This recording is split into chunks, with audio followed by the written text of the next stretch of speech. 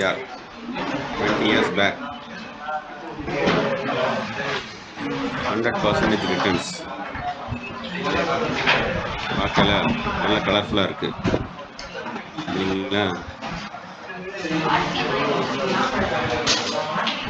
100% returns அப்படின்னு சொல்றாங்க. இப்போ இது வந்து என்ன சொல்றது, கோல்டு வந்து last 10 year 14% in last 10 years, 14.9% in last 20 years. இது வந்து இண்டெக்ஸ், நிஃப்டி இண்டெக்ஸ் வந்து இந்த அளவுக்கு ரிட்டர்ன்ஸ் கொண்டு வந்திருக்கான். ஆனா வந்து கோல்டு எவ்வளவு கொண்டு வந்திருக்கான்னா லாஸ்ட் 20 இயர்ஸ்ல அதிகபட்சம் கொண்டு வந்தது 11.2% தான் கொண்டு வந்திருக்கு. இதுல நம்ம செய்கூலி சேதாரத்தையே சேர்க்கல. செய்கூலி சேதாரத்தையும் சேர்த்தோம்னு வச்சுக்கோங்களேன், இது வந்து அதை ஒரு 2% நம்ம குறைச்சாகணும். 2 to 3% அதை நம்ம குறைச்சாகணும். அப்படி குறைச்சோம்னா வெறும் 8% தான் உங்களுக்கு ரிட்டர்ன்ஸ். ஏன்னா நீங்க அன்னைக்கு தங்கத்தோட ஒரிஜினல் விலையோட மட்டும் வாங்கியிருக்க மாட்டீங்க. தங்கத்தோட விலை பார்த்தீங்க அப்படின்னா 8000 ரூபாயா இருந்திருக்கும். ஆனால் அந்த பர்சன்டேஜ் செய்கூலியும் உங்களுக்குள்ள, ஸோ அது வந்து ஒரு 15% சொல்லுவாங்க, இல்லாட்டினா 10%ன்னு சொல்லியிருப்பாங்கல்ல 2004 நீங்க வாங்கியிருக்கும் போது. ஸோ அதையும் நம்ம சேர்க்கணும்ல. ஸோ அந்த 10% அன்னைக்கு ஒருவேளை நீங்க அதுவும் தங்கத்துக்குள்ள போயிருந்தா தானே உங்களுக்கு இன்றைக்கு நல்ல ரிட்டர்ன் இருக்கும். ஸோ அந்த செய்கூலி சேதாரன்றது வெறும் நட்டம் தானே, தங்கமா இல்லைல்ல. அதையும் நம்ம கவனிச்சாகணும்ல. ஸோ ஒரு 10,000 ரூபாய் நீங்க அன்னைக்கு இன்வெஸ்ட் பண்ணியிருந்தீங்கன்னா உள்ள போறது, தங்கத்துக்குள்ள போறது வெறும் 8,000 ரூபாய் தான். ஸோ அப்போ வந்து ஒரு 20% வந்து செய்கூலி சேதாரத்துல போயிடுது இயர்லி. செய்கூலி சேதாரம் பிளஸ் டாக்ஸ், வேட் அன்னைக்கு இருந்தது, இன்னைக்கு ஜிஎஸ்டி. ஸோ வேட் எல்லாமே போட்டு போச்சா. ஸோ அப்போ 8,000 ரூபாய் தான் நீங்க ஒரிஜினலா இன்வெஸ்ட் பண்ணிருக்கீங்க. ஸோ இன்னைக்கு நீங்க தங்கத்தை விற்கிறீங்க அப்படின்னா தங்கத்தோட இன்னைக்கு ரேட்டுக்கு தான் எடுத்துப்பானே ஒழியா அதுலயும் என்ன பண்ணுவாங்க, நீங்க இன்னைக்கு ஒரு தங்கத்தை ஒரு பழைய நகையை நீங்க கொடுத்தீங்கன்னா அதுல ஒரு 2%ல இருந்து 3% குறைச்சிப்பாங்க. சில இடங்கள்ல வந்து 5% குறைச்சிக்குவாங்க. ஏன்னா அழுக்கு, தங்கத்துல அந்த அழுக்கு ஒட்டி இருக்கும், இன்னொன்னு உருக்கும் போது அதெல்லாம் போயிடும் அப்படின்னு சொல்லுவாங்க. ஸோ அந்த கணக்கையும் சேர்த்துக்கணும்ல. நம்ம எல்லாத்தையுமே சேர்த்தோம்னா உண்மையிலேயே நமக்கு தங்கத்துல கிடைக்கிற ரிட்டர்ன்ஸ் பார்த்தீங்க அப்படின்னா ஒரு 8%, 9%, அவ்வளவுதான். ஓகே, இதுவே இதுல எவ்வளவு ரிட்டர்ன்ஸ் வந்திருக்கு, கிட்டத்தட்ட 14% அப்படின்னு ஈஸியா சொல்றாங்க. 15%ங்க, 14.9%. நம்ம ரவுண்ட் ஆஃபா 15% வச்சுக்கோமா. ஸோ 9% எங்க இருக்கு, அதாவது நீ 11, நான் அதுல இருந்து ஒரு 2% கழிச்சிடுறேன். கழிச்சது போக இருக்கிறது 9%.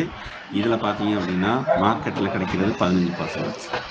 இந்த 15% ரிட்டர்ன்ஸ் நீங்க ஒரு வேலை ஒரு அன்னைக்கு ஒரு மியூச்சுவல் ஃபண்ட்ஸ்ல போட்டிருந்தீங்கன்னா இன்னைக்கு உங்களுக்கு ஒரு ரிட்டர்ன்ஸ் கிடைக்கும். ரிட்டர்ன்ஸை நீங்க கேபிட்டல் கெயின் டாக்ஸ் எல்லாத்தையுமே கூட கழிச்சுட்டு பார்த்தா கூட உங்களுக்கு இண்டெக்ஸேஷன் பெனிஃபிட்னு ஒன்று இருக்கு. இந்த டாக்ஸ் ஃபைல் பண்றவங்களுக்கு தெரியும். இப்போ நாங்கெல்லாம் டாக்ஸ் ஃபைல் பண்ணி கொடுத்துக்கிட்டு இருக்கோம் அப்படின்றதுனால சொல்றேன். விலைவாசி ஏற்றத்திற்கு ஏற்றவாறு மதிப்பை குறைச்சிருவாங்க. ஸோ அந்த இண்டெக்ஸேஷன் பெனிஃபிட் எல்லாம் போக அன்னைக்கு நீங்க ஒரு மியூச்சுவல் ஃபண்ட்ஸ்ல ஒரு 1 லட்ச ரூபா போட்டு இருந்து இன்னைக்கு அது வந்து 20 லட்சமா இருந்திருந்தா கிட்டத்தட்ட 19 லட்சம் ரூபாய் ப்ராஃபிட்டு. இந்த 19 லட்சத்துல நீங்க டாக்ஸ்ன்னு கட்டுறதுன்னு பாத்தீங்கன்னா முதல் ஒரு 5.5 லட்சத்துக்கு வந்து டாக்ஸ் கிடையாது. அதுக்கடுத்து கேபிட்டல் கெயின் 1 லட்சம் போயிடும். அதுக்கடுத்து இண்டெக்ஸேஷன் பெனிஃபிட்னு போயிடும். இதெல்லாம் போக பாத்தீங்கன்னா ஒரு 5 to 10% தான் இருந்திருக்கு. ஸோ ஓவராலாக பார்த்தீங்க அப்படின்னா என்ன சொல்கிறது, அந்த 19 லட்சத்தில் நீங்கள் ஒரு 50,000 கட்டியிருக்கீங்க. அப்போ கிட்டத்தட்ட ஒரு 18 லட்சம் உங்களுக்கு ப்ராஃபிட்டாக தான் இருக்கும். ஸோ எப்படி பார்த்தாலும் மார்க்கெட்டு உங்களுக்கு கொண்டு வந்த ரிட்டர்ன்ஸ்ன்றது அபரிதமாக தான் இருக்கும். ரைட், இதே பீரியட்ல லேண்டை நான் பார்த்துட்றேன். Real estate last 20 years, last 20 இயர்ஸ்ல ரியல் எஸ்டேட் வந்து எந்த அளவுக்கு வந்துருக்குன்னா அரவுண்ட், அதாவது எக்ஸாக்டா 10% இல்லை, மேலே கிடையாது, அரவுண்ட் 10%. அதுவும் மும்பை, டெல்லி மாதிரியான இடங்கள்ல தான் அந்த அரவுண்ட் 10%.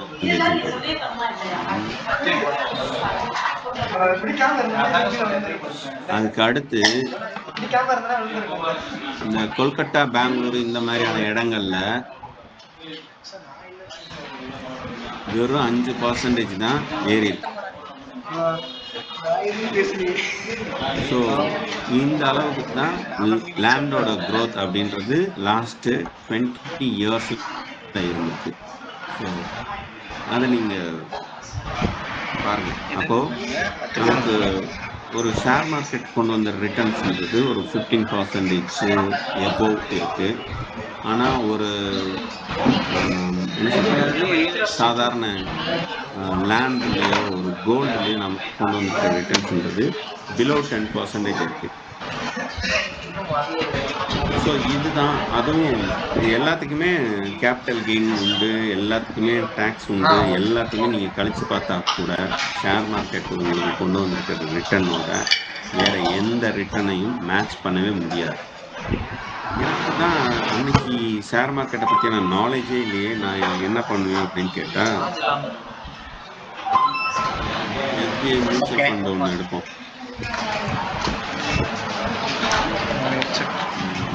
பேலன்ஸ் அட்வான்டேஜ் ஃபண்டா, சில ஃபண்ட் இருக்குங்க, ஆனால் வந்து கிட்டத்தட்ட 20 வருஷம் 25 வருஷம் ரிட்டர்ன்ஸ். இந்த ஸ்க்ரீன் உங்களுக்கு தெரியும்னு நினைக்கிறேன், தெரியுதுங்களா?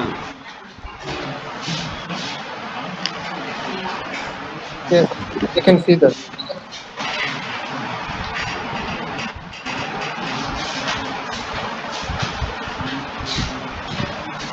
SBI ஓட வேற என்ன ஃபண்ட் இருக்கு 10-20 வருஷத்துல கொண்டு வர ஃபண்டு?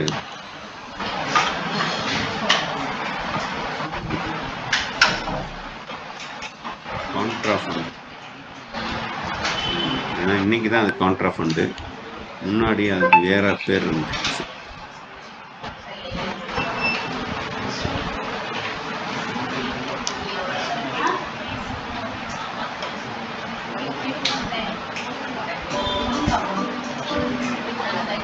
SBI contra fund.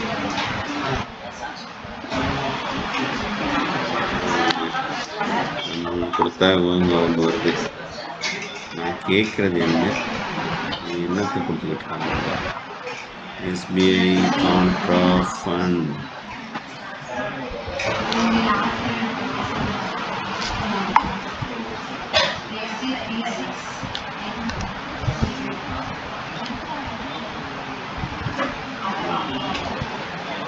எவ்வளவு கொடுத்தாங்க, எத்தனை வருஷம் இருக்கு?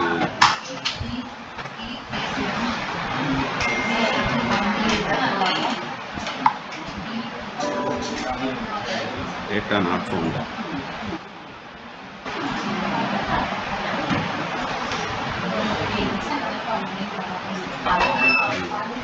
இவன் இருக்கான், கிட்டத்தட்ட 2005 இருந்தே இருக்கான்.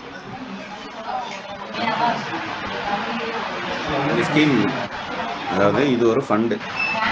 இந்த மியூச்சுவல் ஃபண்டில் நீங்கள் இன்னைக்கு ஒரு 10,000 ரூபாய் இன்வெஸ்ட் பண்ணியிருந்தீங்கன்னா இன்னைக்கு எவ்வளோ இருக்கும் அப்படின்றத நம்ம பார்க்கணும்.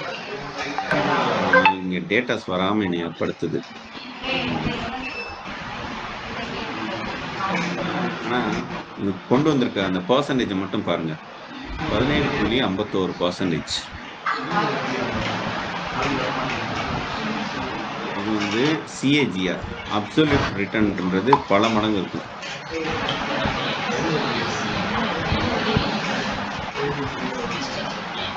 இது வந்து பர்சன்டேஜ்ல தான் சொல்றாங்க. ஓகே, அப்படியே வச்சுப்போம். இப்போ பர்சன்டேஜ்லயே வச்சுப்போம். அப்சல்யூட் ரிட்டர்னோட பர்சன்டேஜ் என்னன்றதை நம்ம பார்த்துடலாம். 2005 இந்த ஃபண்டு வந்து 10 ரூபாய்க்கு லான்ச் ஆயிருக்கு. ஏன்னா ஒரு ஃபண்டு லான்ச் ஆகும்போது அதோட விலை வந்து 10 ரூபாய் தான். இன்னைக்கு அதோட growth பார்த்தீங்க அப்படின்னா கிட்டத்தட்ட 2024% வருஷமும் பர்சன்டேஜ் கிட்டத்தட்ட ஒன்றா வந்திருக்க அளவுக்கு வளர்ந்துருக்கு. 0ல இருந்து 0ல இருந்து எவ்வளோ வந்திருக்குங்க? ரிட்டர்ன் கால்குலேட்டர் கொடுத்து பார்ப்போமா?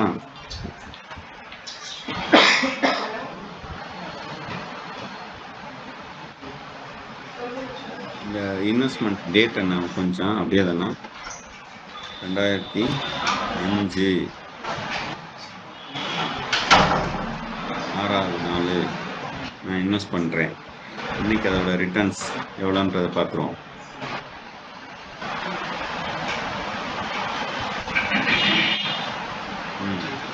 அன்னைக்கு நான் 10,000 ரூபாய் இன்வெஸ்ட் பண்ணியிருக்கேன். 10,000 ரூபாய் இன்வெஸ்ட் பண்ணால் எனக்கு இன்னைக்கு எவ்வளோ ரிட்டர்ன்ஸ் கிடைக்குது அப்படின்னா 2,23,000 எனக்கு ரிட்டர்ன்ஸ். இப்போ நான் ஒருவேளை அன்னைக்கு 1,00,000 ரூபாய் நான் இன்வெஸ்ட் பண்ணியிருந்தேன்னா எனக்கு எவ்வளோ கிடைச்சிருக்கும்? 20 லட்ச ரூபாய் கிடைச்சிருக்கும். கரெக்டுங்களா? 20,23,000 எனக்கு கிடைச்சி. அன்னைக்கு நான் 10 லட்சம் இன்வெஸ்ட் பண்ணியிருந்தேன்னா இப்போ ஒரு லேண்டு அன்னைக்கு நான் வாங்குறேன், 10 சென்ட் வாங்குறதுக்கு ஒரு சென்ட் 1 லட்சம் ரூபாய்க்கு வாங்கியிருந்தேன்னா இன்னைக்கு வந்து அது வந்து ஒரு 10 மடங்கு வளர்ந்துருக்குமா? ஆனால் மார்க்கெட் வந்து 20 மடங்கு வளர்ந்துருக்கு. மார்க்கெட்டில் போட்டால் அது வந்து 20 மடங்கு வளர்ந்துருக்கு. 2 கோடி ரூபாய் கொண்டு வந்திருக்கும். இதுதான் மார்க்கெட்டுக்கும் மற்றவங்களுக்கும் உள்ள மற்ற இன்வெஸ்ட்மெண்ட்டுக்கும் உள்ள வித்தியாசம். ஸோ அப்போ மார்க்கெட்டில் நம்ம ஏன் பார்ட்டிசிபேட் பண்ணணும்னா இதனால தான் பார்ட்டிசிபேட் பண்ணணும். ஓகேங்களா? ஸோ அடுத்து நம்ம பார்க்க வேண்டிய டாபிக் வந்து இந்த ஷேர் மார்க்கெட் வந்து எப்படி ரன் ஆகுது அப்படின்றத பார்க்கணும். பொதுவாக மார்க்கெட்டில் வந்து 2 விதமான இன்வெஸ்ட்மெண்ட் நடக்குது. 1990களுக்கு பிறகு 91 நம்ம வந்து குளோபலைசேஷன் பண்ணுறோம். குளோபலைசேஷன்றது உலக பொருளாதார மயமாக்கல் அப்படின்னு சொல்லலாம். அதோட சிம்பிளாக நம்ம இதை எப்படி புரிஞ்சுக்கலாம் அப்படின்னா, இந்தியாவில் எந்த வெளிநாடும் முதலீடு செய்யலாம், இங்கே வந்து தொழில் தொடங்கலாம். அதே மாதிரி இந்தியர்கள் வெளிநாடுகளில் முதலீடு செய்யலாம், தொழில் தொடங்கலாம். இவ்வளோதாங்க, ரொம்பலாம் பார்க்கலாம். ஸோ இப்போ இந்தியாவில் வந்து நம்ம மார்க்கெட்டை உலகத்துக்கு திறந்து விட்டோம். இங்கே யார் வேணாலும் வந்து இன்வெஸ்ட் பண்ணுங்க, தொழில் பண்ணுங்க. ஆனால் வந்து 50% மட்டும்தான் நீங்கள் ஓனர்ஷிப் எடுத்துக்க முடியும் அப்படின்னு சொல்லிட்டு நம்ம இங்கே ஒரு செக் பாயிண்ட்டோட நம்ம அதை ஓப்பன் பண்ணி விட்றோம். அது ஓப்பன் பண்ணி விட்டோன்னே அது பார்த்தீங்கன்னா மார்க்கெட்டில் நிறைய இன்வெஸ்ட்மெண்ட் நடக்குது. இன்றைக்கும் மார்க்கெட்டில் எந்த ஒரு கம்பெனியும் உள்ளே வந்து இன்வெஸ்ட் பண்ணும்போது 50% தாண்டி FII இன்வெஸ்ட் பண்ண முடியாது. ஸோ FIIனா என்ன, DIIனா என்ன? FIIன்றது ஃபாரின் இன்ஸ்டிடியூஷனல் இன்வெஸ்ட்மெண்ட், DIIன்றது டொமஸ்டிக் இன்ஸ்டிடியூஷனல் இன்வெஸ்ட்மெண்ட். இது இன்ஸ்டிடியூஷனல் இன்வெஸ்ட்மெண்ட் அப்படின்னா ஒரு குறிப்பிட்ட நிறுவனம் முதலீடு செய்கிறதுக்கு பேர் தான் இன்ஸ்டிடியூஷனல் இன்வெஸ்ட்மெண்ட். இதுவே ஃபாரினில் ஒரு தனி மனிதர் நம்மளோட இந்தியாவில் அவர் ஒரு பெரிய பணக்காரராக இருக்கான். வாரன் பஃபட் வந்து நம்ம இந்தியாவில் இருக்கிற ஒரு கம்பெனியில் இன்வெஸ்ட் பண்ணுறாருன்னு வச்சுக்கோங்களேன். இதுக்கு பேர் வந்து ஃபாரின் போர்ட்ஃபோலியோ இன்வெஸ்ட்மெண்ட்னு சொல்லுவாங்க, FPI அப்படின்னு சொல்லுவாங்க. இந்தியாவில் வந்து அதுக்கு தனியாலாம் பேர் கிடையாது. இப்போ ஷேர் மார்க்கெட்டில் நம்ம இன்வெஸ்ட் பண்ணுறோம்ல, ஸோ அவ்வளோதான். ஸோ இந்த DIIன்றது இந்தியாவில் இருக்கிற mutual funds companies, insurance companies, banks இவங்களாம். அதே மாதிரி எஃப்ஐன்றது வெளிநாட்டில் இருக்கிற mutual funds companies, insurance companies and other financial companies. இன்னும் சொல்லப்போனால் சில பெரிய கவர்மெண்ட் ஆர்கனைசேஷன்ஸ் கூட நம்ம இந்தியாவில் ஷேர் மார்க்கெட்டில் இன்வெஸ்ட் பண்ணுவாங்க. ஃபார் எக்ஸாம்பிள், வெளிநாட்டில் கவர்மெண்ட் ஸ்கீம் வந்து ஒரு ப்ராவிடென்ட் ஃபண்ட் ஸ்கீம், அதாவது ஓய்வூதிய திட்டம் இருக்குல்ல, அதில் வந்து அவங்க கலெக்ட் பண்ணுறாங்கல்ல, அந்த பணத்துக்கு அவங்க ரிட்டர்ன்ஸ் கொடுக்கணும்ல, அவங்க என்ன பண்ணுறாங்கன்னா இந்தியன் மார்க்கெட்டில் ஷேர் மார்க்கெட்டில் வந்து இன்வெஸ்ட் பண்ணுறாங்க. ஒரு குறிப்பிட்ட அளவு வந்து இன்வெஸ்ட் பண்ணி இருக்காங்க. காரணம் என்னன்னா இந்தியன் எக்கானமின்றது ஒரு க்ரோயிங் எக்கானமி அப்படின்ற காரணத்தினால. ஸோ இன் தட் வே நம்மளுடைய ப்ராவிடென்ட் ஃபண்ட், இந்தியாவில் இருக்கிற ப்ராவிடென்ட் ஃபண்ட் கம்பெனிஸும் ஷேர் மார்க்கெட்டில் இன்வெஸ்ட்மெண்ட் பண்ணியிருக்காங்க. ஸோ இதெல்லாம் தான் இந்த domestic and foreign investors. So இவங்க போக மிச்சம் இருக்கிற ஒரு 8% 8 to 10% இருக்காங்கல்ல, அவங்க தான் உங்களை மாதிரியும் என்ன மாதிரியான ஆட்கள். நம்ம பண்ணுற டைரெக்டாக மார்க்கெட்டுக்குள்ளே இன்வெஸ்ட் பண்ணுறோம்ல, இவங்க வந்து வெறும் 8% தான் ஆவரேஜாக. மிச்சம் எல்லாமே பார்த்தீங்க அப்படின்னா மியூச்சுவல் ஃபண்ட்ஸ் கம்பெனிஸ் தான். ஏன் வந்து நம்ம டைரெக்டாக இன்வெஸ்ட் பண்ணுறதுக்கு முன்னாடி மியூச்சுவல் ஃபண்ட்ஸ் கம்பெனிஸ் வழியாக இன்வெஸ்ட் பண்ணணும் அப்படின்னு கேட்டிங்கன்னா, இது வந்து அடுத்த கொஸ்டின் அதில் இருந்தாங்க. ஸோ அதுக்கும் சேர்த்து இதில் உங்களுக்கு பதில் சொல்கிறேன். ஒரு மியூச்சுவல் ஃபண்ட்ஸ் கம்பெனிஸுக்கு இருக்கிற அதிகாரம் நமக்கு இருக்க முடியாது. ஒரு ஃபண்ட் மேனேஜருக்கு இருக்கிற அந்த பவர் நமக்கு இருக்காது. ஏன் அப்படின்னா அவர் நம்மக்கிட்ட தான் காசு வாங்குறாரு. நம்மளை மாதிரி ஒரு லட்சக்கணக்கான பேர்கிட்ட காசு வாங்குறாரு. அது எவ்வளோ வருது? 10,000 20,000 அப்படின்னு வாங்குறாரு. அப்போ அவர்கிட்ட எவ்வளோ இருக்கும்? 1000 கோடிகள் 2000 கோடிகள் இந்த மாதிரி இருக்கும். இப்போ 2000 கோடிகள் இருக்கிற ஒரு இன்வெஸ்டர்ஸ் ஒரு கம்பெனிக்குள்ளே போயிட்டு ஃபேக்ட்ரி விசிட் பண்ண முடியும். ஃபேக்ட்ரி விசிட்னா உள்ளே போயிட்டு அந்த கம்பெனியோட எல்லா நூக் அண்ட் கார்னரை பற்றியும் நேரடியாகவே போய் பார்க்கலாம். அங்கே இருக்கிற general managers, MD, sales peoples, marketing peoples, இது எல்லாம் எப்படி நடக்குது அப்படின்றத பார்க்கலாம். அவங்களுடைய ஃபியூச்சர்ஸ் ஐடியா என்ன, அவங்க என்ன பண்ணுறாங்கன்னு அவங்கள்ட்ட 1000 கேள்விகள் நேரடியாக உள்ளே போய் கேட்கலாம். அவங்களோட எம்டியோட தொடர்ந்து பேசலாம். அதுக்கு அடுத்து இவங்களுக்கு ஒரு நம்பிக்கை வந்ததுக்கப்புறம் இன்வெஸ்ட் பண்ணலாம். இப்படி தான் நடக்குது. நம்ம நினைக்கிறோம் மியூச்சுவல் ஃபண்ட்ஸ் கம்பெனிஸ் வந்து ஜஸ்ட்டு மார்க்கெட்டை வந்து அனலைஸ் பண்ணிவிட்டு அப்படியே தானே ஆன்லைனில் டிரான்சாக்ஷன் பண்ணிடுறாங்க அப்படின்ட்டு. அது இல்லை mutual funds companies. Mutual funds கம்பெனிஸ்க்கு வந்து ஒரு ஃபண்ட் மேனேஜர் இருப்பார். அவருக்கு கீழே வந்து நிறைய மார்க்கெட் அனலிஸ்ட் இருப்பாங்க. அந்த மார்க்கெட் அனலிஸ்ட்டுக்கு கீழே வந்து டேட்டா அனலிஸ்ட் இருப்பாங்க. இப்படி நிறைய ஒரு டீமே இருக்கும். ஸோ இந்த டீம் சேர்ந்து ஒரு கம்பெனியை சூஸ் பண்ணி ஃபண்ட் மேனேஜர்கிட்ட சொன்னால் ஃபண்ட் மேனேஜர் போயிட்டு அதை போயிட்டு அனலைஸ் பண்ணி பார்ப்பாரு. அது எல்லாம் கரெக்டாக இருக்கான்றதை அவர் முடிவு பண்ணுவார். அவர் ஓகேன்னு சொன்னதுக்கப்புறம் போர்டு மெம்பர்ஸுக்கு வந்து அப்ரூவ் பண்ணுவாங்க. அப்ரூவ் பண்ணதுக்கப்புறம் இன்வெஸ்ட்மெண்ட் அப்படின்றது நடக்கும். இப்படித்தான் பெரும்பாலும் மியூச்சுவல் ஃபண்ட்ஸ் கம்பெனிஸ் செயல்படுறாங்க.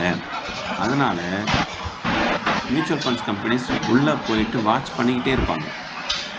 ஒரு மார்க்கெட் அனலிஸ்ட் வந்து உள்ளே ஒரு பெரிய கம்பெனியில் இன்வெஸ்ட் பண்ணுறாங்கன்னு வச்சுக்கோமே, ஒரு பெரிய அளவில் ஃபண்டோட அந்த என்ன சொல்கிறது ஃபண்ட் மேனேஜர்ஸ் வந்து அதில் லாக் பண்ணியிருக்காருன்னா ஒரு 10% மேலே இருக்கிற மொத்த ஃபண்டில் வந்து ஒரு 10% அந்த கம்பெனியில் ஒரு கம்பெனியில் மட்டும் இன்வெஸ்ட் பண்ணியிருக்காருன்னா மார்க்கெட் அனலிஸ்ட் கிட்டத்தட்ட அவங்க ஆஃபீஸில் என்ன சொல்கிறது மியூச்சுவல் ஃபண்ட்ஸ் கம்பெனியில் வேலை செய்கிறத விட அந்த ஆஃபீஸில் அந்த ஷேர் வாங்கின கம்பெனி இன்வெஸ்ட் பண்ண கம்பெனி போயிட்டு வேலை பார்ப்பார். வேலை பார்க்குறத விட கண்காணிப்பார். ஸோ இதெல்லாமே அந்த கம்பெனிக்குமே தெரியும். சும்மா கிடையாது. இந்த மார்க்கெட் அனலிஸ்ட் எல்லாமே பயங்கரமாக படித்தவங்களாக தான் இருக்க முடியும். சார்ட்டர்ட் அக்கௌண்ட், காஸ்ட் அக்கௌண்ட், இந்த மாதிரியான ஆட்கள் தான் இந்த மார்க்கெட் அனலிஸ்டாகவும் அண்டு ஃபண்ட் மேனேஜராகவும் ஆக முடியும்.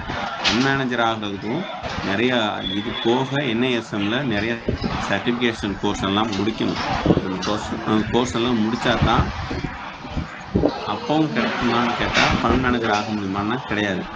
ஒரு இந்த ஃபீல்டில் ஒரு 20 years ஆஃப் எக்ஸ்பீரியன்ஸ் அவங்களுக்கு இருக்கணும். இருந்தால் மட்டும்தான் அந்த பதவியை அவங்களுக்கு கிடைக்கும்.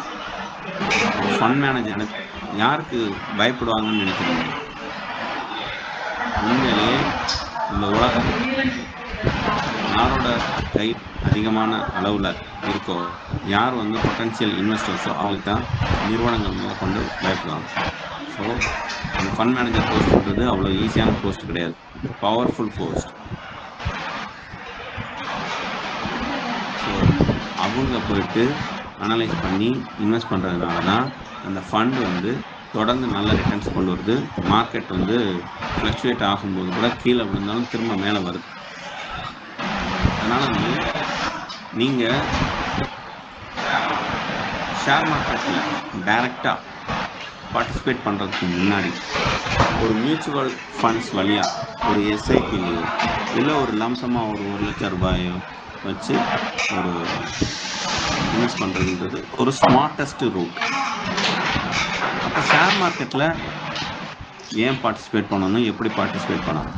ஏன் பார்ட்டிசிபேட் பண்ணணும் அப்படின்னா, ஷேர் மார்க்கெட்டை புரிஞ்சுக்கிட்டா தான் உங்களால் ஒரு மியூச்சுவல் ஃபண்ட்ஸையே புரிஞ்சுக்க முடியும். ஷேர் மார்க்கெட்டில் தான் இந்த ஃபண்டமெண்டல் அனாலிசிஸ், டெக்னிக்கல் அனாலிசிஸ் இருக்கும். அதை வச்சு தான் நம்ம ஒரு ஷேர்ஸை நம்ம முடிவு பண்ணுறோம், ஒரு செக்டரை நம்ம டிசைட் பண்ணுறோம், இது எல்லாமே பண்ணுறோம்ல. ஸோ ஒரு மியூச்சுவல் ஃபண்ட்ஸ் கம்பெனிக்காரன் நமக்கு 1000 டீட்டெயில்ஸ் அனுப்புறான்னு வச்சுக்கோங்க. ஏன்னா நம்ம வந்து இன்வெஸ்டர் இல்லை. ஸோ அவன் நமக்கு உங்களோட இன்வெஸ்ட்மெண்ட்டை இந்த கம்பெனியில் இத்தனை பர்சன்டேஜ் இன்வெஸ்ட் பண்ணியிருக்கேன் அப்படின்னு சொல்லிட்டு ஒரு ஃபேக்ட் ஷீட்டை அனுப்புவான். அந்த ஃபேக்ட் ஷீட்டை நமக்கு புரிஞ்சுக்கணும் அப்படின்னா நமக்கு ஷேர் மார்க்கெட்டை பற்றியான புரிதல் இருக்கணும். அப்படி இருந்தால் மட்டும்தான் நம்மளால் வந்து அதை புரிஞ்சுக்க முடியும். ஸோ ஷேர் மார்க்கெட்டை நம்ம புரிய ஆரம்பிக்கலாம். சரி, ஷேர் மார்க்கெட்டில் இப்போது எஃப்ஐடிஐ பார்த்துட்டோம், மியூச்சுவல் ஃபண்ட்ஸ் பார்த்துட்டோம். இனி அடுத்து நம்ம பார்க்க வேண்டியது இதில் வந்து எப்படி நம்ம உள்ள என்ட்ரி ஆகும். ஒரு டிமேட் அக்கௌண்ட் ஓப்பன் பண்ணணும். அந்த டிமேட் அக்கௌண்ட்டுக்கு இன்றைக்கி நமக்கு என்னென்ன ப்ரூஃப் வேணும் அப்படின்னா, ஆதார் ஐடி, ஓட்டர், அது என்ன சொல்கிறது, ஓட்டர் இல்லை, Aadhaar card, PAN card and 6 months bank statement and ஒரு கேன்சல் செக், இவ்வளோ தான் வேணும். இது இருந்தால் நீங்கள் ஒரு மார்க்கெட்டில் ஒரு ப்ரோக்கரேஜ் கம்பெனி மூலமாக அக்கௌண்ட் ஓப்பன் பண்ண முடியும். இப்போ நாங்கள் ரெக்கமெண்ட் பண்ணுறது மைத்ரா வெல்த்தை. ஏன்னா அவங்க வந்து இப்போ புதுசாக என்எஸ்சிக்குள்ளே வந்திருக்காங்க அப்படின்றதுனால நிறைய ஃப்ளெக்சிபிலிட்டிஸ் கொடுப்பாங்க. அப்படின்றதுனால நம்ம ரெக்கமெண்ட் பண்ணுறோம். நீங்கள் அதை பாருங்கள். சரி, மார்க்கெட்டுக்குள்ளே நம்ம டிமேட் அக்கௌண்ட் ஓப்பன் பண்ணிட்டோம்.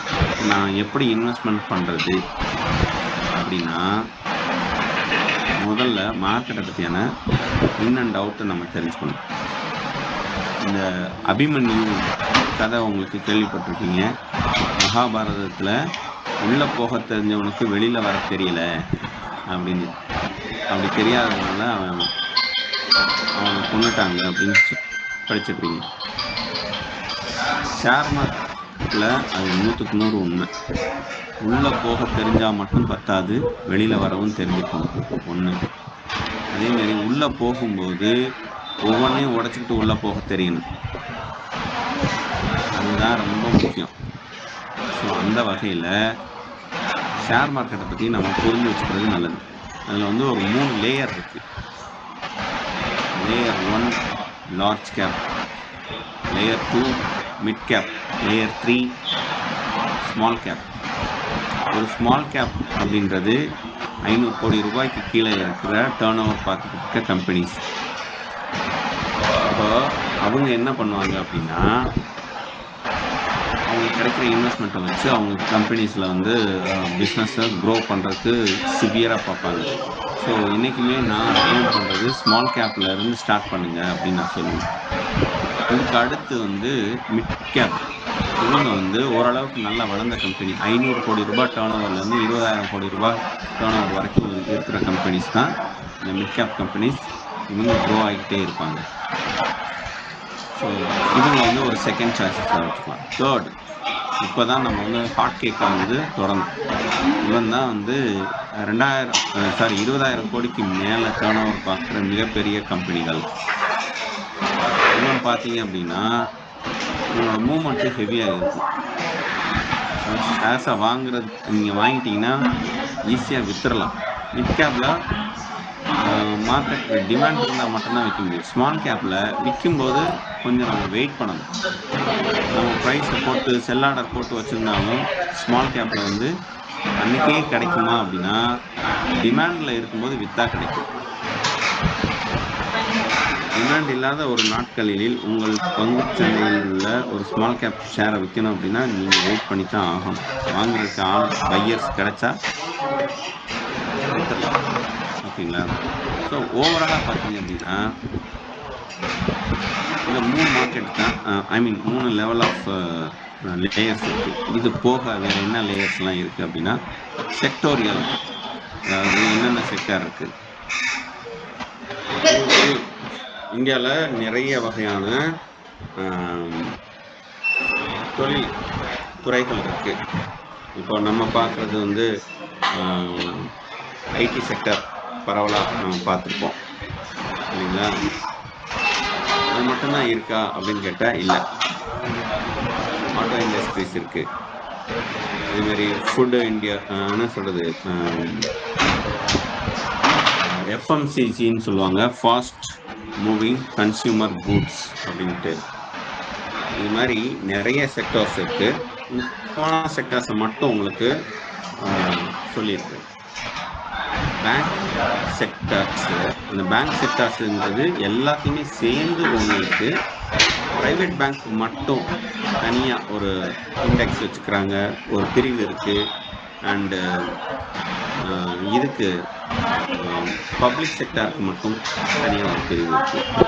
நான் பொதுவாக இந்த கிளாஸ் எடுக்கும்போது என்ன சொன்னேன்னா, இந்த செஷன், அதாவது இந்த பர்டிகுலர் ஷேர் மார்க்கெட்டை பற்றி எனக்கு புரிஞ்சுக்கிற இந்த செஷன் வந்து ஒரு எக்ஸ்சேஞ்சுக்குள்ள ஒரு லைப்ரரிக்குள்ள போகிற மாதிரி போகும். இந்த லைப்ரரிக்குள்ள போகும்போது physics, chemistry, biology, economy, history, இப்படி நிறைய சப்ஜெக்ட், லாங்குவேஜஸ், இப்படி நிறைய சப்ஜெக்ட் ரேக்காக இருக்கும். ஸோ நம்ம அந்த ரேக்குள்ளே நம்ம போகல. அது மாதிரி ஒரு மார்க்கெட்டுக்குள்ளே நம்ம போகும்போது இங்கேயுமே செக்டோரியலாக நிறைய இருக்கும். அதில் வந்து bank sector, auto sector, financial sector, fast moving consumer goods அப்படின்னு சொல்லிட்டு என்ன சொல்கிறது, நம்ம அன்றாட வாழ்க்கையில் நம்ம பயன்படுத்துகிற பல பொருட்களை உருவாக்குற நிறுவனங்கள் வந்து இந்த எஃப்எம்சிஜி கீழே இருப்பாங்க. IT sector, media sector, metal sector, pharma sector, இப்படி நிறைய செக்டார்ஸ் இருக்கு. ஸோ இந்த செக்டார்ஸ் எல்லாத்துக்கும் ஒரு ஒரு இண்டெக்ஸ், அதாவது இண்டெக்ஸ்ன்றதுனா என்னங்க, புத்தகத்தில் இண்டெக்ஸ் என்ன இருக்கும் பார்த்துருப்பீங்க. முதல் பக்கத்தில் இண்டெக்ஸ்ன்னு தான் ஆரம்பிக்கும், பொருளடக்கம்னு தமிழில் போட்டிருப்பான்.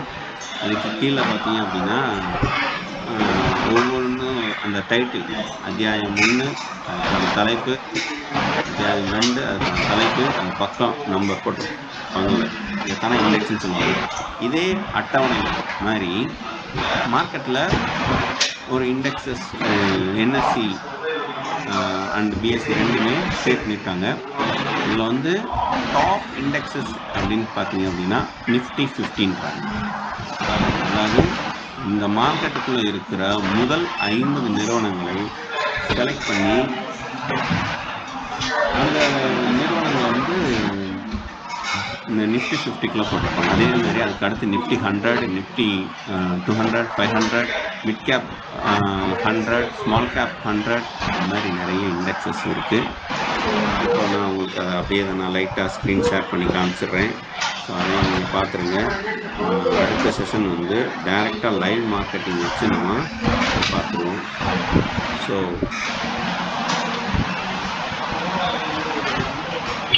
ஸ்க்ரீன் காட்டல. ஹலோ, இருங்க நான் இன்னும் ஷேர் பண்ணலை, ஷேர் பண்ணிடுறேன். ஸோ இந்த இண்டெக்ஸஸ் எல்லாத்தையுமே பார்த்துருங்க. இதுதான் Nifty 50, Nifty next 50, 100, 200, 500, mid cap, small cap. India விக்ஸ்ன்றது அது கொஞ்சம் வித்தியாசப்படுற ஒரு இண்டெக்ஸ். அதாவது மார்க்கெட்டு கீழே இறங்கும்போது இந்த இந்தியா விக்ஸ் அப்படின்றது மேலே ஏறும், ரெசிப்ரோக்கலாக வச்சுருப்பாங்க. ஸோ இதையும் நீங்கள் பார்த்துக்கலாம். ஒருவேளை இது என்னைக்காவது பாசிட்டிவாக ஏற ஆரம்பிச்சிச்சு அப்படின்னா மார்க்கெட்டு அடி வாங்க போகுதுன்றதையும் நம்ம தெரிஞ்சுக்கலாம்.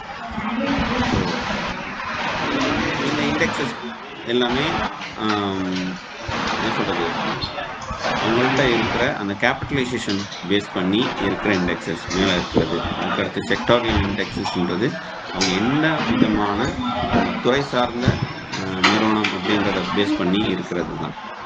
அதுக்கடுத்து ஸ்ட்ராட்டஜிஸ் இண்டெக்ஸஸ், இதுதான் நமக்கான க்ளூ. ஒரு டிவிடெண்ட் கொடுக்குற நிறுவனங்கள், அதாவது வருஷம் ப்ராஃபிட் பார்த்து அந்த ப்ராஃபிட்டில் ஒரு பகுதியை வந்து தன்னுடைய பங்குதாரர்களுக்கு கொடுப்பதுக்கு பேர் டிவிடெண்ட். அந்த டிவிடெண்ட் கொடுக்குற நிறுவனங்களை மட்டுமே தனியாக எடுத்து அதுக்கு ஒரு இண்டெக்ஸை போட்டு டிவிடெண்ட் ஆப்பர்ச்சுனிட்டி ஃபண்டுன்றாங்க. அதேமாதிரி க்ரோத் செக்டர், இந்த நிஃப்டி 50லே 15 சிறந்த நிறுவனங்கள், நல்ல வளர்ச்சி அதிகமான காட்டுற நிறுவனங்கள். அதே மாதிரி குவாலிட்டி 30, வேல்யூ 20, இந்த மாதிரி நிறைய இருக்குது. ஸோ இதெல்லாமே நீங்கள் பார்க்க வேண்டியது. இது வந்து தீமெட்டிக்ஸ். ஸோ செக்டோரியல்லையே இன்னும் கூட அடுத்த level commodity, gold, silver, crude oil, natural gas, அப்புறம் இன்னும் நிறையா இருக்குது. கோதுமை, இது மாதிரியான கமாடிட்டிஸ் உலகம் முழுக்க இருக்கிற முக்கியமான பொருட்கள், அதைத்தான் கமாடிட்டிஸ்ன்னு சொல்லுவாங்க. அதில் பிஸ்னஸ் பண்ணுற நிறுவனங்கள் வந்து நிஃப்டி கமாடிட்டிஸ்ன்னு சொல்லுவாங்க. அதே மாதிரி கன்சம்ஷன் ஃபண்டு, சிபிஎஸ்சி, எனர்ஜி, இதெல்லாம் இந்த மாதிரி நிறைய இருக்குது. இதையும் நீங்கள் கொஞ்சம் பார்க்குறீங்க. அடுத்து இந்த இண்டெக்ஸஸ் வந்து எக்ஸ்பயர் ஆனது, வந்து லைவில் இல்லை. ஸோ இதை விட்டுருவோம், ஓகேங்களா? லாஸ்ட்டு இதை மட்டும் விட்டுருங்க. மற்றது எல்லாத்தையுமே ஒரு தடவை ஜஸ்ட்டு கிளிக் பண்ணி உள்ளே போய் அவங்கள்ட்ட அந்த கம்பெனிஸோட டீட்டெயில்ஸ் எல்லாத்தையுமே நீங்கள் பாருங்கள், ஓகேங்களா? இதுக்கு அடுத்து நீங்கள் பார்க்க வேண்டியது, ஒரு மார்க்கெட்டை ஒரு ஷேர்ஸை வந்து அனலைஸ் பண்ணுறதுக்கு முன்னாடி நம்ம பார்க்க வேண்டிய ஃபண்டமெண்டல் அனாலிசிஸ். ஃபண்டமெண்டல் அனாலிசிஸை பொறுத்த வரைக்கும் இப்போ வந்து நான் மணி கண்ட்ரோலுக்கே வரேன். நிறைய சைட் இருக்குங்க. ஸோ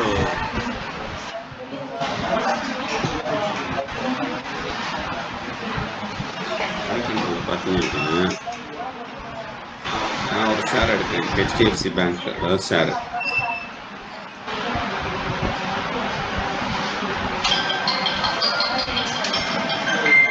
அட்வர்டைஸ்மெண்ட்டாக போட்டு தாக்குறானே.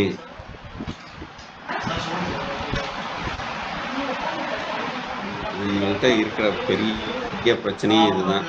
நல்ல டீட்டெயில்ஸ் இருக்கும், ஆனால் வந்து இது கொடுக்கும்போது ஏகப்பட்ட அட்வர்டைஸ்மெண்ட் போட்டு தாக்குவாங்க. இப்போது ஃபண்டமெண்டல் அனாலிசிஸ் பார்க்கணும்னு ஆசைப்பட்டோம்ல. ஸோ ஃபண்டமெண்டல் அனாலிசிஸ்ன்றது ஒரு ஷேர்ஸ், ஒரு பர்டிகுலர் நிறுவனத்தின் பங்கை பற்றியான அடிப்படை தரவுகளை பார்ப்பது ஃபண்டமெண்டல் அனாலிசிஸ் அப்படின்னு நம்ம சொல்லலாம். இப்போ பார்த்தீங்க அப்படின்னா இதோட டே ரேஞ்ச், ஒரு நாளோட ஹை எவ்வளவு, லோவுக்குமான அந்த மூமெண்ட்டு எவ்வளவுன்னு பார்த்தீங்க அப்படின்னா 1536லேருந்து 49 இருக்குது. அப்போ எவ்வளோ பாயிண்ட்டு, ஒரு 13 to 14 பாயிண்ட்டுக்குள்ளே டெய்லி மூவ் ஆகுது அப்படின்றாங்க. 52 வீக்ஸ் ஆவரேஜ் பார்த்தீங்க அப்படின்னா அதுவும் இவ்வளோ தான் இருக்குது. அதாவது 1363 1758 இந்த லாஸ்ட் 1 இயரில் ஒரு மூவ்மெண்ட்டு நடக்குது. ஸோ இந்த ஃபண்டமெண்டல் அனாலிசிஸில் அடிப்படையாக பார்க்க வேண்டியது இதெல்லாம் கிடையாது. இதெல்லாம் மேலே இருக்கிறது எல்லாமே டெக்னிக்கல் அனாலிசிஸ். எல்லாமே டெக்னிக்கல் அனாலிசிஸ் தான் போட்டிருக்கேன்.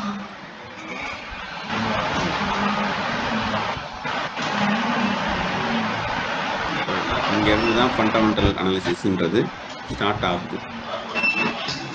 அதாவது ஒரு நிறுவனத்தின் அடிப்படை பகுப்பாய்வு எங்கேருந்து ஆரம்பிக்கணும்னா அந்த நிறுவனத்தோட ஃபினான்சியல்ஸ்லேருந்து ஆரம்பிக்கணும். ஸோ அவங்களுடைய income statement, balance sheet, cash flow, ratios, இது எல்லாத்தையுமே நம்ம பார்க்கணும். ஸோ இப்போ ரெவென்யூ பார்த்தீங்கன்னா நல்லா மேலே ஏறிக்கிட்டே இருக்குது. தொடர்ச்சியாக அவங்க ஒரு க்ரோத் காமிச்சிக்கிட்டே இருக்காங்க. நெட் ப்ராஃபிட் எடுத்து பார்ப்போம். நெட் ப்ராஃபிட்டும் சீரான அளவில் வந்து மேலே ஏறிக்கிட்டே போகுது. ஸோ இது வந்து நல்ல நிறுவனமாக இருக்கும் பட்சத்தில் இந்த மாதிரியான ஒரு தொடர்ச்சியான வளர்ச்சியை நீங்கள் பார்க்க முடியும். ஸோ நீங்கள் வந்து இது எல்லாத்தையுமே பார்க்கணும். இபிஎஸ்ன்றது ஏர்னிங் பர் ஷேர்ன்றது ஒரு ஷேர் வந்து எவ்வளோ ப்ராஃபிட் கொண்டு வருது அப்படின்றது, எத்தனை பர்சன்டேஜ் அப்படின்றது. இது வந்து மாறிக்கிட்டே இருக்கும். ஏன்னா அந்தந்த வருஷத்தோட அளவுக்கு ஏற்ற மாதிரி. இப்போ 2019 பார்த்தீங்க அப்படின்னா நல்ல ப்ராஃபிட் இருந்து, ஆனால் 2019க்கு அடுத்து பார்த்தீங்கன்னா மார்க்கெட் விழுந்ததுனால சமத்தியாக விழுந்துட்டு திரும்ப அங்கேருந்து அப்படியே கொஞ்சம் கொஞ்சமாக க்ரோ ஆகி இன்னைக்கு அதோட பழைய வேல்யூக்கு வந்துருக்கு. புக் வேல்யூ பெர் ஷேர், அதுதான் BVPS. புக் வேல்யூ அப்படின்னா என்னன்னா ஒரு கம்பெனியோட ஒரிஜினல் ப்ரைஸ். இன்னைக்கு வந்து மார்க்கெட் ப்ரைஸ் எவ்வளோங்க? 1500 சில்லற. ஆனால் அது வந்து மார்க்கெட் டிமாண்டில் கிரியேட் ஆனது. ஆனால் இவங்களுடைய அசர்ட் இருக்குல்ல, அந்த அசர்ட்டை நம்பர் ஆஃப் ஷேர்ஸால் டிவைட் பண்ணும்போது ஒரு ஷேருக்கு எவ்வளோ இருக்குமோ அதுதான் அந்த கம்பெனியோட புக் வேல்யூன்னு சொல்லுவோம். ஸோ அந்த புக் வேல்யூ பார்த்தீங்கன்னா ஒரிஜினலாக இதோட விலை வந்து 518, இன்னைக்கு வந்து 1500 அந்த டிமாண்டில் அந்த இது இருக்கு. இதை நம்ம எப்படி புரிஞ்சுக்கலாம் அப்படின்னா, நம்மக்கிட்ட வாங்குற பணத்தை இவங்க நல்லா யூட்டிலைஸ் பண்ணியிருக்காங்க, முதலீடு செஞ்சு அதோட லெவலை வந்து இன்க்ரீஸ் பண்ணியிருக்காங்க. இப்போ ஃபார் எக்ஸாம்பிள் 2020 321 இருந்திருக்கு. அன்னைக்கு ஒரு இன்வெஸ்ட்மெண்ட்டை வாங்கி ஒரு க்ரோத் காட்டுறதுனால அந்த 320 ரூபா ஷேரோட மதிப்பை வந்து 380 மாற்றினாங்க. அதுக்கடுத்து 445, 518 மேலே ஏற்றிக்கிட்டே போகிறாங்க. ஸோ இதெல்லாம் ஏற ஏறத்தான் அந்த நிறுவனம் வந்து மேலே ஏறும். இதுதான் வந்து இதோட பாட்டம். இப்போ ஒரு HDFC இருக்குல்ல, HDFC வந்து விழுகுதுன்னே வச்சுக்குவோம். ஒரு பெரிய எக்கனாமிக் கிரைசிஸ் நடக்குது.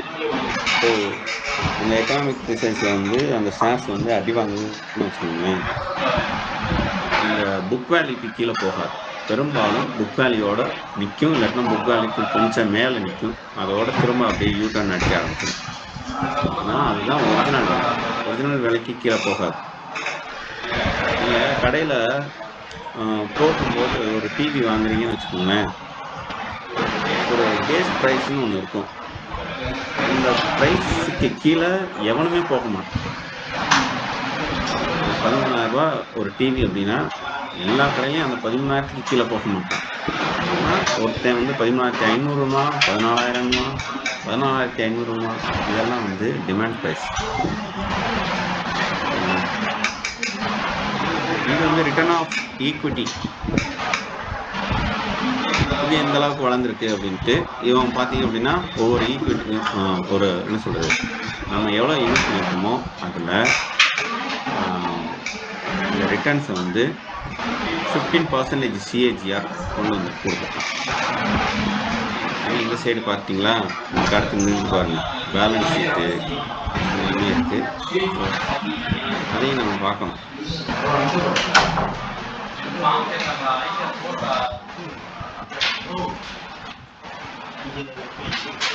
ஸோ இந்த இன்கம் ஸ்டேட்மெண்ட் வந்து மந்த்லி பேசிஸில் நமக்கு ரிப்போர்ட் கிடைக்குது. ஆனால் இது என்ன சொல்கிறது, மந்த்லி கிடையாது, குவார்ட்டர். 3 மாதத்துக்கு ஒரு தடவை ஒரு குவார்ட்டர் முடியும். ஸோ லாஸ்ட் குவார்ட்டர் பார்த்தீங்க அப்படின்னா 2023 முடிஞ்சிருக்கு. இன்னும் ஒரு புது குவார்ட்டர் ரிப்போர்ட் இன்னும் வரல. அதாவது மார்ச் மாதம் 31 அந்த ஃபினான்ஷியல் இயருக்கான லாஸ்ட் குவார்ட்டர் முடியுது. அந்த குவார்ட்டரோட ரிப்போர்ட் இன்னும் நீங்கள் அனௌன்ஸ் பண்ணல. ஏன்னா அந்த குவார்ட்டர் முடிஞ்சு 10 நாள் தான் ஆயிருக்கு அப்படின்றதுனால வரல. அப்படி அந்த ரிப்போர்ட் வரும்போது இதில் இருந்து மேலே இருந்துச்சுன்னா ஷேரோட விலை வந்து மேலே ஏறும். ஒருவேளை இந்த குவார்ட்டர்லி ரிப்போர்ட் இருக்கே, இது வந்து இப்போ வர்ற இந்த மார்ச் 2024 ரிப்போர்ட் வந்து இறங்குச்சுன்னு வச்சுக்கோங்களேன், ஷேர்ஸோட விலையும் இறங்கும். ஸோ அப்போ இந்த ரிப்போர்ட்டை நம்ம பார்க்கணும். ஓகேங்களா? இதில் வந்து நிறையா இருக்குது. இவங்க பேங்க்ன்றதுனால இன்ட்ரெஸ்ட் ஏர்ன்ட் எவ்வளவு, அதர் இன்கம் எவ்வளவு, டோட்டல் இன்கம் எவ்வளவு அப்படின்னு போட்டிருக்காங்க. இது எல்லாமே ஒரே மாதிரி இருக்காது, நிறுவனத்துக்கு நிறுவனம் மாறுபடும். ஓகேங்களா? ஓகேங்களா? இது வந்து share holding pattern. Share holding பேட்டர்ன்றது ஒரு நிறுவனத்தின் முதலீட்டாளர்கள் யார் யார் எவ்வளவு இருக்காங்க. எஃப்ஐஐ ஃபாரின் இன்ஸ்டிடியூஷனல் இன்வெஸ்டர்ஸ் எவ்வளோ பண்ணியிருக்காங்கன்னா 47% இருக்காங்க. நம்ம உள்ளூர் mutual funds companies and other financial companies எவ்வளோ இன்வெஸ்ட் பண்ணியிருக்காங்கன்னா நியர்லி 33%. இதுதான் நம்ம பப்ளிக். ஓகேங்களா? ஸோ நான் இதை எப்படி புரிஞ்சுக்கிறது? இதை நான் பார்த்துட்டு இது நல்ல ஷேருன்றதை நான் எப்படி முடிவு கட்டுறது அப்படின்னா, நல்ல ஷேராக இருந்தால் எஃப்ஐஐ ஆர்வம் காட்டுவான், அவன் வந்து முதலீடு செய்யணும். இங்கே பார்த்தீங்கன்னா இவனோட முதலீடுன்றது 47% வந்து இன்வெஸ்ட் பண்ணியிருக்கான் அப்படின்றதுலாம் பெரிய விஷயம். எனக்கு தெரிஞ்சு வேற எந்த கம்பெனிலையும் எஃப்ஐஐ வந்து இந்த அளவுக்கு இன்வெஸ்ட்மெண்ட் பண்ணியிருக்கிறதுக்கு வாய்ப்பே கிடையாது. 47%லாம் எந்த கம்பெனிலையும் பார்க்கவே முடியாது. மற்ற கம்பெனியில் நீங்கள் வந்து ஒரு 6 to 8% தான் பார்க்க முடியும். ஸோ இதெல்லாம் வந்து இதோட பாசிட்டிவ் சைடு. ஓகேங்களா? ப்ரொமோட்டர்ஸ் எவ்வளோ இருக்கான், எஃப்ஐஐ எவ்வளோ வச்சுருக்கான், இது எல்லாமே இந்த டீட்டெயில்ஸ் நல்லா இருக்கும். அதுக்கு அடுத்து இதே மாதிரி இருக்கிற மற்ற நிறுவனங்கள் அதை விட ஹெச்டிஎஃப்சி வந்து எந்த அளவுக்கு பெட்டர் அப்படின்றதையும் இங்கே பார்க்கலாம். ஸோ இதெல்லாம் தான் ஃபண்டமெண்டல் அனலைசிஸ் அப்படின்னு சொல்கிறது. இதுக்கு அடுத்து டெக்னிக்கல் அனலைசிஸ்ன்னு இருக்கு. டெக்னிக்கல் அனலைசிஸ் எதுக்காக அப்படின்னா ஃபியூச்சர்ஸ் அண்ட் ஆப்ஷன்ஸ்க்காக யூஸ் ஆகும். காலையில் நான் ஒரு ஷேரை வாங்குகிறேன். அந்த ஷேரை வாங்கிட்டு ஈவினிங் ஒரு ப்ராஃபிட் பார்த்துட்டு நான் வெளியில் போகணும். இல்லை நான் இன்றைக்கி ஒரு ஷேர்ஸோட ஒரு ஃபியூச்சர்ஸ் வாங்குகிறேன். ஒரு வாரம் கழித்து நல்ல ப்ராஃபிட் மேலே ஏறும்போது நான் விற்றுட்டு வந்துடுவேன். இதுதான் இந்த டெக்னிக்கல் அனாலிசிஸ்க்கான தேவை என்பது. ஸோ அப்போ டெக்னிக்கல் அனாலிசிஸில் நம்ம மெயினாக பார்க்குறது வந்து சார்ட் பார்ப்போம். இந்த சார்ட்டில் வந்து இது வந்து லைன் சார்ட்டு, இதுதான் கேண்டில் சார்ட்டுன்னு சொல்லுவாங்க. இந்த கேண்டில் சார்ட்டுன்றது பெருசாக ஒன்றும் நீங்கள் குழம்பிக்க வேணாம். ஒரு இதோட அதாவது ஒரு கேண்டிலோட ஓப்பன் இங்கே தெரியும் பாருங்க. நான் இங்கே இதை வைக்கிறேன், நீங்கள் இதை பாருங்க.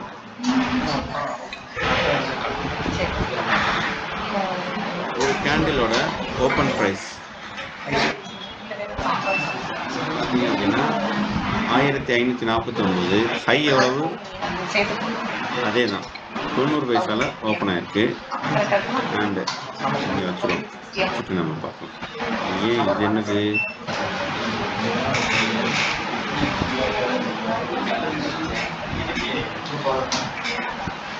ஏன் ஹைட் ஆக மாட்டேங்குன்னு தெரியல.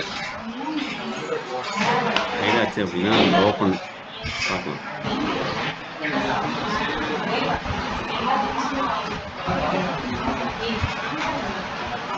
இது வந்து ஒரு குறிப்பிட்ட இன்டர்வல். இந்த இன்டர்வல்ன்றது இந்த 1 நிமிஷமா, ஒரு 3 நிமிஷமா, இப்படிதான் கணக்கு. இந்த 1 நிமிஷம் சார்ட்டை நான் இப்போ எடுத்திருக்கேன். அந்த 1 நிமிஷத்துக்குள்ள ஒரு ஓப்பன், ஒரு ஹை, ஒரு லோ, ஒரு க்ளோஸ், இதெல்லாமே முடிஞ்சிருக்கு. ஓப்பன் பண்ண இடத்துல இருந்து மேலேயே போய்கிட்டு இருந்துச்சுன்னா அது வந்து க்ரீன். ஓப்பன் பண்ண இடத்துல இருந்து கீழே போய்கிட்டு இருந்துச்சுன்னா அது வந்து ரெட்டு. ஸோ அதே மாதிரி இந்த கேண்டிலோட இந்த ஸ்கொயர் கட்டு இருக்குல்ல, மேலே இருக்கிற கட்டு அண்ட் கீழே இருக்கிற கட்டு இருக்குல்ல, இதுதான் இப்போ வந்து இங்கே வந்து ஓப்பன் ஆகிருக்கு, கீழே வந்து க்ளோஸ் ஆகிருக்கு, அதனால் அது வந்து ரெட்டு. ஸோ இங்கே பார்த்தீங்க அப்படின்னா இதே க்ரீன் வந்து இந்த இடத்துல ஓப்பன் ஆகிருக்கு, மேலே போய் முடிஞ்சிருக்கு, அதனால் இது வந்து க்ரீன். ஸோ இதில் வந்து நிறைய டூல்ஸ் எல்லாமே இருக்குது. நீங்கள் அப்புறமா இது எல்லாத்தையுமே தனித்தனியாக கிளிக் பண்ணி அதை ஓப்பன் பண்ணி பார்த்துருங்க, உங்களுக்கு ஒரு நல்ல ஐடியா கிடைக்கும். ஓகேங்களா? ஃபண்டமெண்டல் அனாலிசிஸும் பார்த்தாச்சு. இனி அடுத்து நம்ம வந்து டெக்னிக்கலும் ஓரளவுக்கு பார்த்துட்டோம். இது எல்லாமே கொஞ்சம் ஸ்பீடாக நம்ம போகிறேன். ஆனால் மார்க்கெட்டை பொறுத்த வரைக்கும் நமக்கு எல்லாமே ஒரு தனி மனிதர் வந்து கற்றுக் கொடுத்துட முடியாது. நாங்கள் ரோடு தான் போடுறோம். நாங்கள் கோடு போடுறோம், நீங்கள் ரோடு போட்டு பின்னாடியே வாங்க, அவ்வளோதான் நான் சொல்லுவேன். ஸோ நீங்களே தானே நிறைய கற்றுக்க வேண்டிய விஷயங்கள் இருக்குது. ஸோ இன்னைக்கு நம்ம பார்த்த இந்த கிளாஸஸில் இந்த ஃபண்டமெண்டல் டெக்னிக்கல்ஸ் இதெல்லாமே தாண்டி பார்க்க வேண்டியது ஒரு ஷேர்ஸை வந்து ஏன் நம்ம செலக்ட் பண்ணணும் அப்படின்றத, இல்லாட்டினா எப்படி நம்ம வந்து செலக்ட் பண்ணுறது அப்படின்றத பார்க்கணும். இந்த screener.in ஒரு வெப்சைட் இருக்குது. அது எனக்கு ரொம்ப பிடிச்ச வெப்சைட்டு. ஸோ அதில் வந்து இந்த டூல்ஸ்குள்ளே போய்க்கோங்க, இல்லை டூல்ஸ் வேணால் ஸ்க்ரீனுக்குள்ளே போய்க்கோங்க. நான் ஒரு கார்த்திக் கிருஷ்ணா ஃபார்ம்லான்னு ஒன்று க்ரியேட் பண்ணேன்.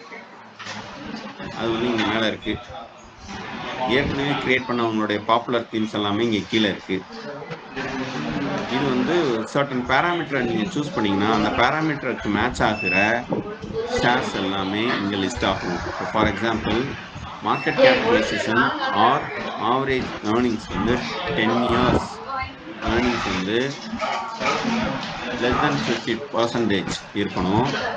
அதுக்கடுத்து ஆவரேஜ் டிவிடெண்ட் பே அவுட் பார்த்தீங்கன்னா ஆனால் 20% இருக்கணும். அப்புறம் வந்து டெப்ட் டு ஈக்விட்டி வந்து 0.2 இருக்கணும்.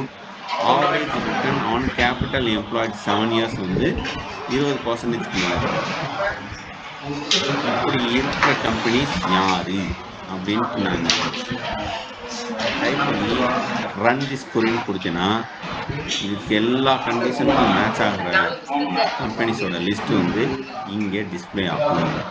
இதில் போயிட்டு நம்ம ஒரு பர்டிகுலர் ஷேர்ஸை கிளிக் பண்ணி அதுக்குள்ளே போயிட்டு அதோட மார்க்கெட் கேபிட்டல் என்ன, ஸ்டாக் என்ன, இது எல்லாத்தையுமே நம்ம பார்க்கலாம். அது பார்த்தீங்கன்னா 83 ரூபா ஷேர்ஸை 243 ரூபாய்க்கு விற்கிறாங்க. 83 ரூபா ஷேர்ஸ் வந்து ஒரு 160 ரூபாய்க்கு விற்கலாம். ஏன்னா ஃபியூச்சர்ஸ்க்கு இது வர்றதுக்கு வாய்ப்பு இருக்குது. 240 கொஞ்சம் ஓவர் வேல்யூ தான். புக் வேல்யூக்கு பக்கத்தில் இருக்கணும். புக் வேல்யூவை விட டபுள் மடங்குக்கு மேலே போகாமல் இருக்கிற ஷேர்ஸை நீங்கள் இன்வெஸ்ட் பண்ணுங்கள். டபுள் மடங்கு வரும்போது விற்றுருங்க. அதுதான் இங்கே விஷயம். ஸோ ஒரு கம்பெனியோட ப்ராஸ் அண்ட் கான்ஸ் இதில் போட்டிருப்பான். அதே மாதிரி இருக்கிற பிற நிறுவனங்கள், அதுதான் பியர் கம்பேரிசன்ஸ், அதில் பார்க்கலாம். இந்த குவார்ட்டர்லி ரிசல்ட்ஸ் பார்க்குறீங்க, இதுலேயும் உங்களுக்கு நிறைய டீட்டெயில்ஸ் கிடைக்குது. இதில் எல்லாத்தையுமே நீங்கள் பாருங்கள். இது ஒரு ஆரம்பம் தான். இது எல்லாமே ஃபண்டமெண்டல் அனாலிசிஸ் தான். இது எல்லாத்தையுமே நீங்கள் பார்த்து புரிஞ்சுக்க முயற்சி பண்ணிங்கன்னா உங்களுக்கு ஷேர் மார்க்கெட் அப்படின்றது ரொம்ப ஈஸி. ஸோ இந்த கிளாஸை வந்து நம்ம இந்த அளவில் நம்ம முடிச்சுக்குவோம். அடுத்த கிளாஸ் வந்து இந்த screener.inல இருக்கிற பேராமீட்டர்ஸ் இருக்குல்ல, இது எல்லாத்தையுமே டீட்டெயில்டாக நம்ம பார்ப்போம். போன தடவை நம்ம அதை தான் பார்த்தோம். ஸோ அடுத்த கிளாஸில் நம்ம வந்து இந்த பேராமீட்டர்ஸை நம்ம எல்லாத்தையுமே பார்ப்போம். நான் அதுக்கு காமிச்சிடுறேன் என்னென்ன பேராமீட்டர்ஸ் அதை எப்படி சூஸ் பண்ணுறது அப்படின்றத காமிச்சிடுறேன்.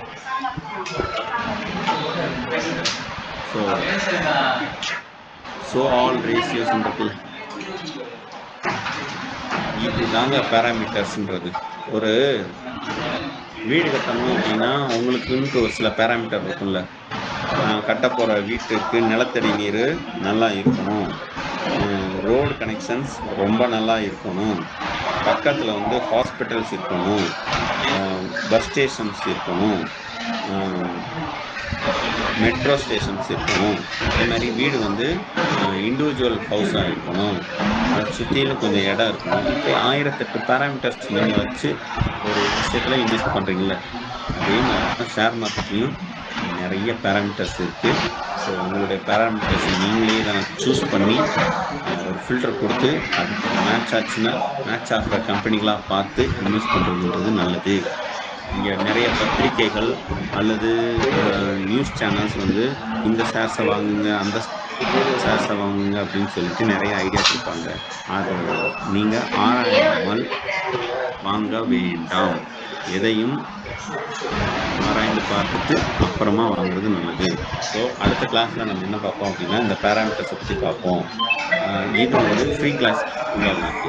அடுத்து பெய்ட் கிளாஸ் இருக்கிறவங்களுக்கும் ஆப்ஷன்ஸ் ட்ரேடிங்ஸ் வந்து நம்ம பார்க்க போகிறோம். அதில் வந்து இன்ஸ்டா ஆப்ஷன்ஸ்னு சொல்லிட்டு ஒரு ஸ்பெஷல் கிளாஸ் இருக்குது. அது வந்து ரொம்ப அட்வான்ஸ் கான்செப்ட். அந்த கான்செப்டை வந்து அடுத்த வாரம் புதன்கிழமை அந்த இன்ஸ்டா ஆப்ஷன்ஸோட மார்க்கெட்டிங் எக்ஸிக்யூட்டிவ் எதனா கிளாஸ் எடுக்க போகிறாங்க. ஸோ மைத்ராவில் நீங்கள் அக்கௌண்ட் ஓப்பன் பண்ணாதவங்க ஓப்பன் பண்ணிட்டீங்க அப்படின்னா கண்டிப்பாக அந்த கிளாஸில் எல்லாருமே கலந்துக்கலாம். ஏன்னா மைத்ரா அக்கௌண்ட்டை வச்சு மட்டும்தான் அவங்க சொல்கிற அந்த இன்ஸ்டா ஆப்ஷன்ஸில் நம்ம ட்ரேட் பண்ண முடியும், அதை புரிஞ்சுக்க முடியும். ஓகேங்களா? ஸோ நம்ம அடுத்த கிளாஸில் பார்ப்போம். இன்றைக்கி நம்ம பேசுனதில் அவங்க எல்லாருக்கும் ஓரளவுக்கு ஐடியா கிடச்சிருக்கு. ஏன்னா இது வந்து மார்க்கெட்டை பற்றினா ஒரு பேசிக் கிளாஸ் தான். அதுக்கடுத்து நீங்கள் தான் போகணும் நிறைய விஷயங்களுக்கு. இந்த பேசிக் கிளாஸஸில் உங்களுக்கு ஏதாவது டவுட் இருந்ததுன்னா என்கிட்ட கேளுங்க. நான் ஒரு 2 கொஸ்டின்ஸ்க்கு ஆன்சர் பண்ணிவிட்டு இந்த செஷனை இதோட நம்ம முடிச்சுக்கலாம். புதியவர்கள் இருப்பீங்க. ஸோ உங்களுக்கு இந்த ஒரு செஷன் வந்து ஆனால் எல்லாமே புரிய வச்சிருக்காது. நிறைய விஷயங்கள் நம்ம பார்க்க வேண்டியிருக்கு. உங்களுடைய கேள்விகளை கேளுங்க, நான் உங்களுக்கு எக்ஸ்பிளைன் பண்ணுறேன். 2 கேள்விகளுக்கு நான் ஆன்சர் பண்ணுறேன்.